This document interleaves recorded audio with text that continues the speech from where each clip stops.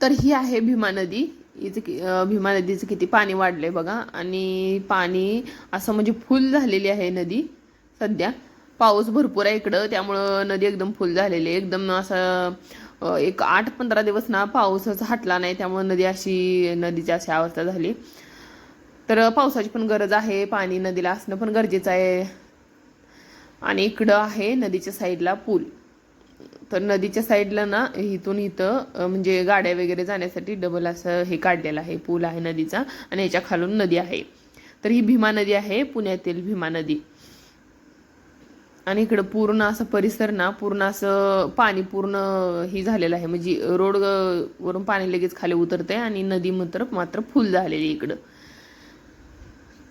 तर मासे वगैरे पण आहेत नदीमध्ये भरपूर. आणि बघा किती छान हिरवगार मस्त असं साईडला झाडं वगैरे आलेली आहेत. तर हाय हॅलो नमस्कार, पुन्हा एकदा माझ्या यूट्यूबच्या नवीन ब्लॉगमध्ये तुमचं अगदी मनापासून स्वागत आहे सर्वांना. श्री स्वामी समर्थ. आता इथे चाललेली आहे माझी सकाळची तयारी. म्हणजेच सकाळचे ना सगळं आता पावसाळ्या म्हटल्यानंतर सगळं रोजच धुवून घ्यावं लागणार आहे. आणि जे रोज धुवून घेतलं नसलं ना तर मग चिक्कल आणि खाली ना असे म्हणजे थोडंसं म्हणजे सिमेंटचा रोड वगैरे नाही, त्यामुळे जास्त चिक्कल होते. त्यामुळे रोज धुवून घ्यावं लागतंय त्याला, तरच ते व्यवस्थित राहते. आणि पार्किंग स्वच्छ असलं तर आतमध्ये घर स्वच्छ राहते. त्यामुळं दरवाजाचा मुख्य भाग आहे तो मी व्यवस्थित स्वच्छ करून घेत असते. म्हणजे घरामध्ये आता पावसाळ्यात तेवढं धूळ तर येत नाही, आणि इथून जर स्वच्छ केलं ना तर मग आतमध्ये ऑटोमॅटिक स्वच्छ राहते. कारण आत काय धूळ जाण्याचा प्रश्नच राहत नाही, कारण पावसामुळे जे जात होतं ते चिक्कल वगैरे असतो ते पण धुवून टाकला ना तर आतमध्ये घर स्वच्छ राहते. तर आता मला बनवायचं आहे बघा स्वयंपाकाची निम्मी अर्धी तयारी करून घेतलेली आहे. आणि आता थोडीशी तयारी करायची आहे बाकी.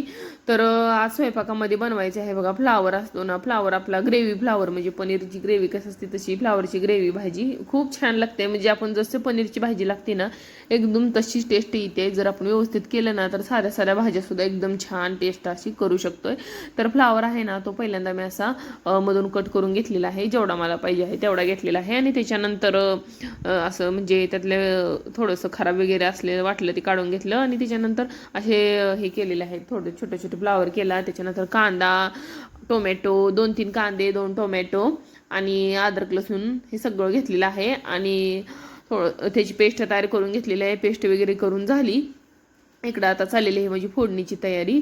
तर आता सध्या ना पावसामुळे काय होते माहिती का, एवढं काय म्हणजे हे होत नाही, म्हणजे क्लॅरिटी काय एवढी येत नाही, पण जसं आहे तसं म्हणायचं. तर आता इकडं चाललेलं आहे बघा माझं फोडणी घालायची. तर पाऊस भरपूर पडल्यामुळं ना सध्या पोरांना पण शाळेला सुट्टी आहे. कारण कसं आहे रोडवर सगळं पाणी, आणि मी मगाशी तुम्हाला दाखवलं ना तर कशी अवस्था आहे. सध्या भरपूर गर्दी पण आहे, पण तरी थोडी म्हणजे आता थोडंसं वसरले पाणी वगैरे, त्यामुळे एवढं काय नाही आहे. आजच्या दिवस पण म्हटलं राहू दे, आता शाळेला जाऊ नका. आता ही भाजीसाठी फ्लावरची जर ग्रेव्ही भाजी बनवायची असली ना तर मग थोडीशी मोहरी टाकलेली आहे. आणि त्याच्यानंतर थोडेसे जिरे, थोडासा कढीपत्ता, आणि जी काय आपली टोमॅटोची प्युरी होती टोमॅटोची ग्रेव्ही टाकलेली आहे. त्याच्यानंतर लसूण अद्रक पेस्ट, कांद्याची पेस्ट, थोडीशी हळद, हे सगळं टाकून घेतलेलं आहे. आणि हे सगळं मस्त असं तळून झालं की त्याला चांगलं ना त्याच्यातलं जे काय आपलं पाणी असतं ना भाज्यामध्ये, आता टोमॅटोनं ते थोडंसं असं पाणी तयार होतं, ते सगळं असं मस्त व्यवस्थित जिरून गेलं की त्याच्यामध्ये घातलेलं आहे काळं तिखट आहे थोडंसं, म्हणजे जास्त घातलेलं आहे. कारण अशा भाज्यांना थोडंसं जास्त घातलं ना तर जरा चमचमीत पण छान लागतात. तर त्याच्यानंतर इथं भाजीचं आता पूर्ण ग्रेव्ही मस्त अशी तळून झालेली आहे. आणि त्याच्यानंतर ग्रेव्ही तळली की त्याच्यावरून फ्लावर आहे ना तो पाण्यामध्ये थोडंसं मीठ टाकून ठेवलेलं होता, आणि तो आता याच्यामध्ये टाकून घेतलेला आहे. आणि फ्लावर ना कधीही जास्त शिजवायचा नाही. फ्लावरला सुद्धा खूप छान टेस्ट असते, पण काय होते आपण ते शिजवलं ना जास्त तो वेगळंच टेस्ट तयार होते त्याची. तर लय छान लागत मग ते असा थोडंसं ना फक्त तेलामध्ये तळून घ्यायचं आणि नंतर थोडंसं शिजवायचं, जास्त नाही शिजवायचं फ्लावर कधी. तर त्याच्यानंतर एक 4 ते 5 मिनिटच फ्लावर शिजवून घेतला. थोडीशी कोथिंबीर टाकलेली आहे, चवीनुसार मीठ टाकलेलं आहे, थोडासा गरम मसाला टाकून घेतलेला आहे. आणि इकडं बघा इकडं गरम गरम जेवायला वाढलेलं आहे पोरांना. कारण म्हटलं आता शाळा तर नाही, दुसरं काय त्यांच्या मागं ताण नाही, तर म्हटलं जेवण करून घ्या आणि मग अभ्यासाला लागलं तर चालतंय. आणि आता सकाळी त्यांचा नाश्ता वगैरे झाला होता, पण ह्यांचा ना आता आता ही कार्टून किंवा तारक मेहता असली कार्यक्रम असलं ना तर ह्यांचं मग ही काय 1 तासभर काही इथनं उठणार नाही. तर असू द्या, आता कसं आहे शेवटी सगळ्या गोष्टी तेवढ्याच महत्त्वाच्या आहेत त्या. कारण लई पण स्ट्रेस घेऊन जगणं काय उपयोगाचं नाही. पोरांना पण थोडं तर म्हणजे आता बाहेर तर घेऊ शकत नाहीत पावसामुळं. तर घरात तर थोडंसं खेळा म्हणलं, मग आता त्यांनी काढलेलं आहे कॅरम. तर कॅरम काढलेला आहे आणि ह्याचं चाललेलं आहे आता इकडे कॅरम काढून थोडं दोघं जण आता आणलं इकडे कॅरम. आता एक तासभर काही इथनं उठणार नाही ते. आणि हे चाललेलं आहे ह्यांच्या आता कामासाठी बाहेर. आणि इकडं आता सकाळची स्वयंपाक वगैरे सगळी तयारी झालेली आहे माझी. आणि आता मला इकडचं सगळं आवरून आता घेतलेलं आहे चपात्या करायला. कारण जे जसं चपात्या लागतील ना तशा तशा बनवत असते. जास्त काय म्हणजे अगोदरच बनवून ठेवत नाही. पण जेवायला वाढायचं ना त्यांच्या दोघांसाठी तेवढ्या बनवल्या, त्यांना जेवायला वगैरे वाढलं. नंतर आम्हाला आमच्या दोघांसाठी चहा घेतला, ह्यांनी आणि मी चहा घेतला. त्याच्यानंतर म्हणलं पीठ थोडंसं छान असं भिजलं होतं. मग 4-5 चपात्या लाटून ठेवल्या. बाकीचं पीठ तर फ्रीजमध्ये ठेवत असते मी, ज्यावेळेस लागेल त्यावेळेस करायचं आपलं. कारण कसं होतं पावसाळ्यामध्ये पण कसं वातावरण एवढं ही नसते, म्हणजे असं थोडंसं दमट असते. तर चपाती ना सकाळची पण दुपारी खाऊ वाटत नाही अशी अवस्था होती. थंड पडते आणि थोडंसं ही लागते, व्यवस्थित लागत नाही. त्यामुळं मी दुपारीच बनवते. उन्हाळ्यात पण तसंच करते, पहिल्यापासून सवय लागलेली आहे. जेवढ्या पाहिजे तेवढ्या चपात्या बनवून घ्यायच्या.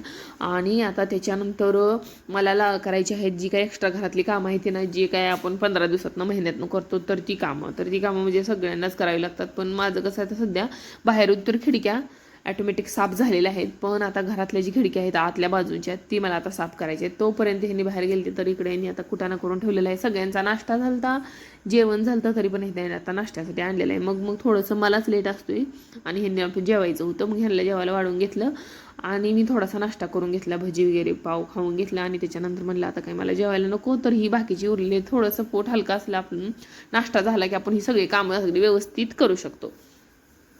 मग इकडं खिडक्या वगैरे साफ करायला घेतल्या. तर मी काय केलं माहिती का, जास्त म्हणजे असं अपदत नाही बसायचं, टेन्शन नाही घेत मी जास्त. काय माहिती का, एक बॉटल केलेली आहे, त्याच्यामध्ये थोडंसं विम जेल टाकत असते आणि थोडंसं डेटॉल टाकलेलं आहे. आणि हा स्प्रे ना मी असं कंटिन्यू गॅस पुसण्यासाठी, खिडक्या पुसण्यासाठी, परत आपलं आपलं काय तर खिडक्यांच्या खालची बाजू असते ना ती थोडीशी फरशी वगैरे, हे असं सगळं आहे ना, हे असं सगळं पुसून निघते बघा. थोडंसं विमजेल मारलं ना एकदम चकचक निघते खिडक्या वगैरे अगदी एकदम नव्यासारख्या. आणि दरवाजावर थोडंसं मारून घेतलेलं आहे. जास्त काय दरवाजा ओलं करून चालत नाही, म्हणून स्प्रेनेच आपलं मी हे करून घेते. स्प्रे थोडा विमजेल टाकलं नाही एकदम अशी धूळ वगैरे चिकटपणा काहीच राहत नाही बघा. आणि एकदम नवीन असं छान दरवाजे दिसतात एकदम. कारण कसं आहे माहिती आहे का, आपण अशी कामं म्हणजे एक 8-15 दिवसानंतर करायला पाहिजे असं मला वाटते. कारण कसं असते माहिती आहे का, आपण जाता येता इकडं तिकडं फिरता तर असे आपले म्हणजे आता एखाद्या वेळेस कोणाचा फोन आला काय आला, आपण स्वयंपाक वगैरे करताना असंच घरामध्ये फिरत असतो आणि असं दरवाजाला वगैरे हात लागतो, तर ती चिकट वगैरे डाग असतात ना आणि धूळ वगैरे अशी. आता एक पावसाळा आहे पण इतर वेळेस तर धूळ ही वगैरे, आता वारा आला मोठा तर मी ज्या वातावरणात राहते ना तर तिथं धुळीचं प्रमाण आहे. कडेला शेती वगैरे आहे, शेतीमुळं ना येत असते धूळ. तर त्यामुळे मला थोडंसं साफसफाई मी जास्त थोडीशी करावी लागते मला. नाहीतर मग असं वाटतं की मग खूपच असं वस्तू आहे असं व्यवस्थित दिसत नाहीत, खराब दिसतात. तर थोडंसं कापड मारलं, थोडंसं म्हणजे असं स्वच्छता केली तर बरं वाटते, मग काय टेन्शन राहत नाही. तर आता इथं सकाळचं वगैरे सगळं आवरलेलं होतं. सकाळची भांडे, सकाळचं म्हणजे कपडे वगैरे धुवून वाळत घातलेली होती वर कपड्या.